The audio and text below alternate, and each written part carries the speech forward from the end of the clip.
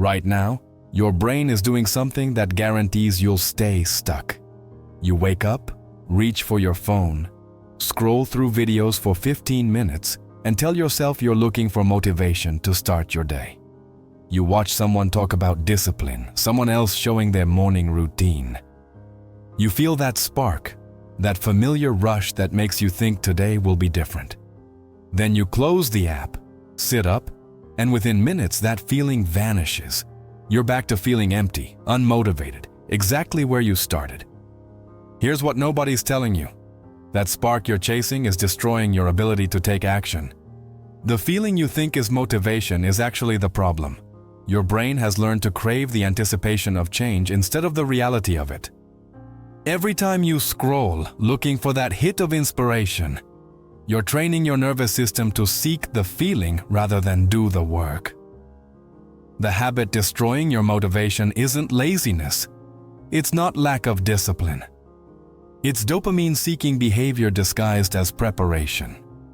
Your brain has become addicted to the promise of transformation without ever experiencing the uncomfortable reality of actual change.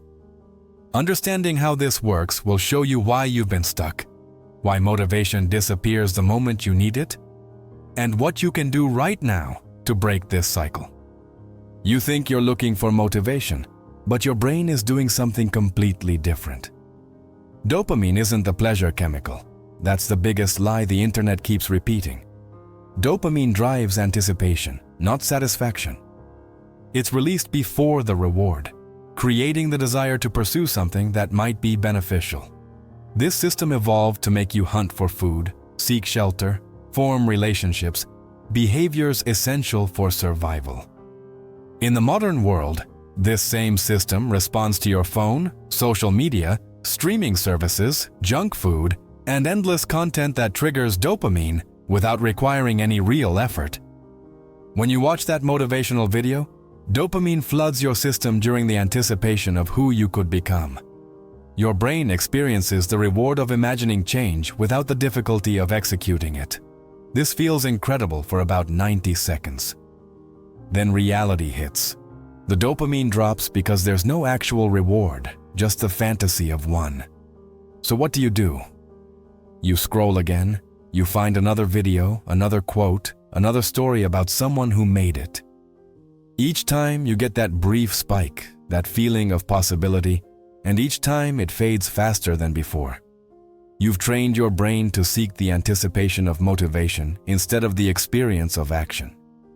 This isn't a character flaw. This is your dopamine system being hijacked by stimuli designed to keep you in the seeking phase forever.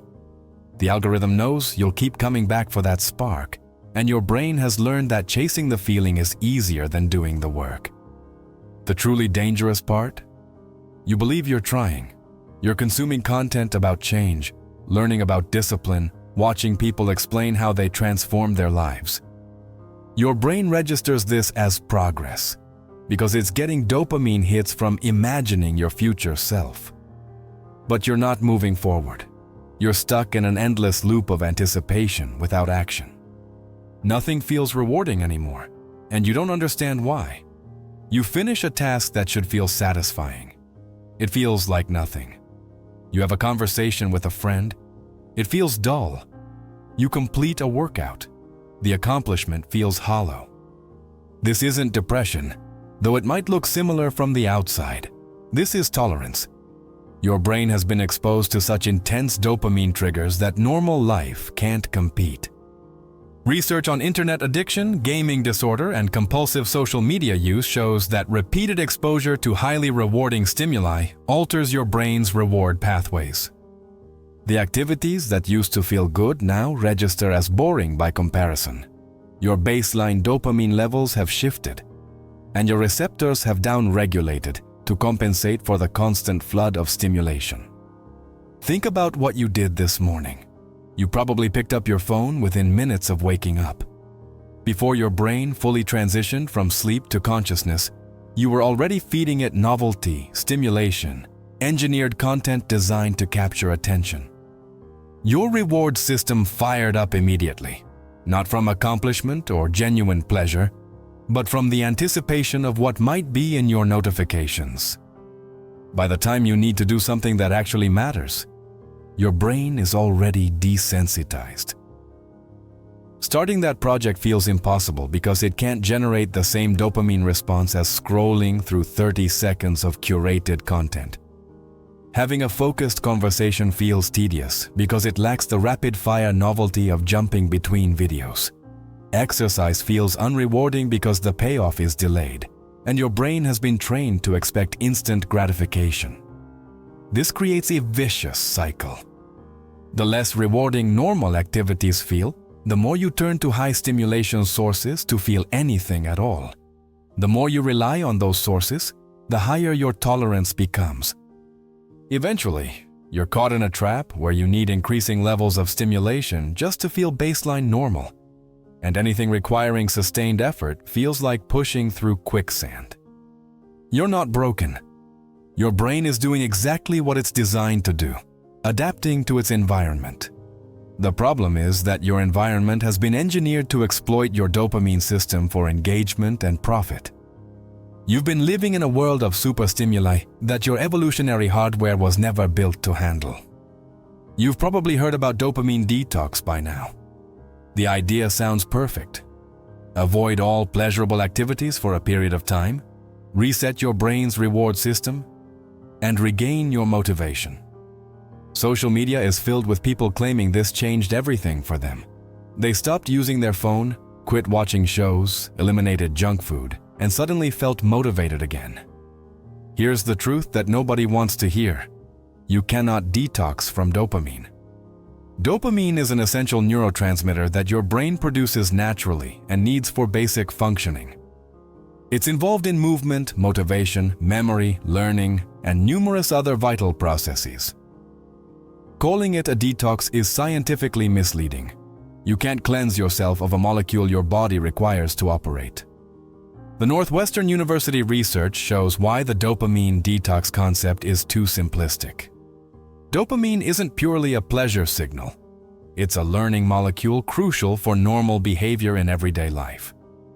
It rewards you for beneficial experiences, but also helps you recognize threats, learn from consequences, and adapt your strategies in changing environments. Cutting out dopamine-triggering activities completely can do more harm than good because you're interfering with essential learning processes. But here's what's actually happening when people feel better after a digital break. They're not resetting dopamine. They're breaking the behavioral loop. When you stop constantly reaching for your phone, you interrupt the habit of seeking stimulation every time you feel bored or uncomfortable. When you eliminate high-reward activities temporarily, you create space for your brain's reward system to recalibrate to more moderate levels of stimulation. The benefit isn't chemical, it's behavioral. You develop awareness of how automatically you reach for distraction. You notice how much mental space constant connectivity consumes. You realize how addicted you've become to novelty and how uncomfortable you feel without it. This awareness can be valuable, but it only lasts if you use it to build different habits. The problem with the detox approach is that it's temporary. You avoid stimulating activities for a week, maybe two, and then what? You go back to the same environment, the same patterns, the same triggers. Within days, you're exactly where you started because you haven't developed the skills needed for long-term behavior change. Avoidance isn't the same as management. What your brain actually needs isn't deprivation, it's recalibration, not through elimination, but through creating balance between immediate and delayed gratification, between high and moderate stimulation activities, between digital and offline experiences. The goal isn't to eliminate dopamine, but to develop a healthier relationship with the activities that trigger it. If motivation comes from dopamine, how do disciplined people act without feeling motivated? This question reveals the fundamental misunderstanding that keeps you stuck. Motivation and action aren't connected the way you think they are. Northwestern researchers discovered that dopamine signals in different brain areas serve different functions during learning. The nucleus accumbens, a region involved in motivation and learning, has distinct zones that respond differently to experiences. One area shows increased dopamine during negative experiences, while another shows decreased dopamine. And these different responses correspond to different stages of learning. One matters for early learning when you're figuring things out, while the other becomes important for later stage learning when behavior becomes more automatic. Here's what this means for you. Action initiation happens independently from motivation. Your cortical regions can trigger movement even when your limbic system isn't generating the emotional push you associate with wanting to do something. Disciplined people aren't more motivated. They've learned to move without waiting for motivation to arrive. When you sit on your couch thinking about going to the gym, you're waiting for a feeling that might never come.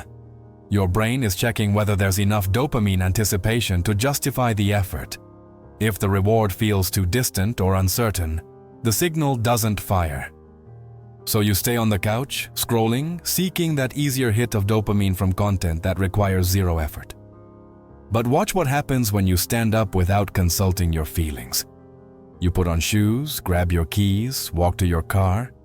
Each small action creates momentum. Your brain starts receiving feedback that you're actually doing the thing. Dopamine begins flowing not from anticipation of the distant reward, but from the immediate reality of movement. Motivation arrives after you start, not before. This is why waiting for motivation guarantees failure. You're asking for a neurochemical signal that only comes from action itself. The feeling you think you need to begin is actually the result of beginning. Disciplined people understand this intuitively. They've learned through experience that action precedes motivation, not the other way around. The dopamine system evolved to reward pursuit, not planning. Your ancestors didn't sit around waiting to feel motivated to hunt for food. They moved because survival required it, and their brains rewarded the pursuit. You have the same system, but you've trained it to respond to the fantasy of action instead of action itself. Breaking this pattern requires reversing the sequence you've been following. Instead of seeking motivation to take action, you take action to generate motivation. Instead of consuming content about change, you make the smallest possible move toward actual change. Your brain learns from what you do, not from what you plan to do. You need to make normal life feel rewarding again, but you can't do it through extreme restriction. The answer isn't deprivation. It's recalibration through predictable, low-intensity rewards. Your brain's reward system responds to patterns. When outcomes are predictable and controllable, dopamine helps you learn efficiently. When outcomes are unpredictable or uncontrollable, dopamine signals change to help you adapt to the instability. This is why scrolling social media is so addictive. The variable reward schedule keeps your dopamine system in constant seeking mode. You never know what you'll find next, so your brain keeps pursuing. To recalibrate, you need to create the opposite environment. Small, consistent, boring wins that your brain can predict and rely on. Not exciting, not dramatic, not worthy of posting anywhere. Just reliable positive feedback that rebuilds your baseline reward sensitivity. Start with something absurdly simple. Make your bed every morning. This isn't about the bed. This is about giving your brain a guaranteed win before you've looked at your phone. The accomplishment is tiny, but it's immediate, controllable, and consistent. Your reward system learns to respond to real action instead of imagined action. Next, delay your first dopamine spike. Don't reach for your phone within the first 30 minutes of waking. Your brain will resist. It wants that immediate hit of stimulation. Push through the discomfort. Let yourself feel bored, restless, slightly uncomfortable. This isn't punishment. It's teaching your nervous system to tolerate the gap between stimulus and response. Build in low stimulation activities that offer moderate, delayed rewards. Read a physical book for 20 minutes. Go for a walk without headphones. Have a conversation without checking your phone. Cook a meal from scratch. These activities feel boring at first because your tolerance is so high. Stay with them anyway. Your brain needs exposure to normal intensity rewards to remember how to appreciate them. Set boundaries around high stimulation activities instead of eliminating them. Decide when and how long you'll use social media rather than scrolling reactively whenever you feel bored. Choose specific times to watch content instead of using it as a constant background activity. Intentional engagement allows you to enjoy these things without letting them hijack your entire reward system. Track your progress through behavior, not feelings. Did you do the thing or not? That's the only metric that matters. Your emotions will fluctuate. Some days you'll feel motivated, most days you won't. Disciplined action happens regardless of emotional state. When you measure success by action rather than motivation, you stop depending on a feeling that comes and goes unpredictably. The recalibration happens gradually. You won't wake up one morning suddenly feeling different. But after a week of consistent low-intensity rewards, you'll notice that small accomplishments start registering as satisfying. After 2 weeks, the urge to constantly seek stimulation decreases. After 3 weeks, you can sustain focus on moderately rewarding activities without constantly fighting the pull toward your phone. You're not eliminating dopamine. You're teaching your system to respond to a wider range of stimuli. You're rebuilding the connection between effort and reward that's been severed by constant access to effortless stimulation. You're training your brain that real rewards come from action, not anticipation. You've heard this before. Promises of change, new strategies, fresh starts. How do you know if this time is actually different or if you're just experiencing another temporary spike of motivation? Behavioral change shows measurable differences within 72 hours, but not through feelings. You won't feel transformed. You won't feel like a new person. What you'll see is evidence, concrete proof that your actions have changed regardless of your emotional state. Here's your measurement framework. For the next 3 days, track only behavior. Did you take action without waiting for motivation? Write it down. Did you resist the urge to seek dopamine through scrolling when you felt bored? Mark it. Did you complete a low-intensity activity even though it felt unrewarding? Record it. By day 3, you'll have data. If you've taken action consistently regardless of how you felt, you've broken the pattern. If you only acted on the days you felt motivated, you're still stuck in the old cycle. The difference between these two outcomes determines everything. Northwestern research shows that dopamine signals are flexible and sensitive to context. When you change your behavioral patterns, your brain adapts within days. The signals that previously fired during anticipation of scrolling start firing during anticipation of action. Your reward system begins responding to real accomplishment instead of imagined transformation. But here's the critical part. This only happens if you maintain consistency through discomfort. Your brain needs repeated evidence that the new pattern is reliable. 1 day of action followed by 3 days of avoidance teaches your system nothing. 3 consecutive days of action, even imperfect action, begins rewiring the circuit. The 72-hour window matters because that's when your brain decides whether this is a real change or another false start. Make it to day 4 with consistent action, and the pattern starts feeling less impossible. Your brain recognizes that you're serious, and resistance begins to decrease. Your next action determines everything. Not tomorrow morning's action, not Monday's fresh start, the next single move you make. Close this video and do one small thing immediately. Not the whole project, not the complete transformation. One action that takes less than 5 minutes. This is how you prove to your brain that action happens without motivation. You don't wait for the feeling. You create the evidence. Your dopamine system learns from experience, not intention.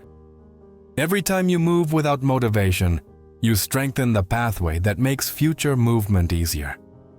If you found this valuable, help someone else break free from the motivation trap. Share this video. Leave a comment telling me which chapter hit hardest so I know what resonates with you. Subscribe if you want more content that cuts through the noise and gives you what actually works. Remember, you're not trying to feel different. You're trying to act different. Motivation is the result, not the requirement. Your brain is waiting for proof. Show it.